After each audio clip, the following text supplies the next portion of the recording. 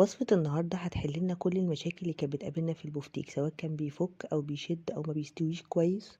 كمان هي وصفة موفرة جدا جدا، من 400 جرام لحمة هنعمل 8 قطع كبار من البفتيك. بس لو أول مرة تشوفوني، أنا اسمي بسنت. هستناكم تشتركوا في القناة وتعملوا لي متابعة على صفحتي على الفيسبوك، ولو عجبكم الفيديو ياريت تعملوا لايك وشير، ويلا بينا نبتدي الوصفة. معانا بقى 400 جرام من اللحمة المفرومة، او لو هتفرمي لحمة في البيت فكفاية قوي 300 جرام بس لحمة حمرا، ونحط عليها 100 جرام من الدهون.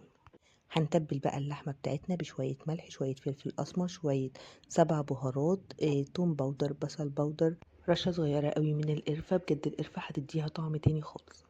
ونعجن بقى اللحمة بتاعتنا بالتوابل كويس جدا جدا. اهم حاجة ان احنا نبقى فارمين اللحمة بتاعتنا فرم ناعم قوي قوي قوي زي ما احنا شايفين كده. هنضيف بقى للحمة والتوابل بيضة، 3 معالق من الدقيق، بس احنا مش هننزل 3 معالق بالدقيق.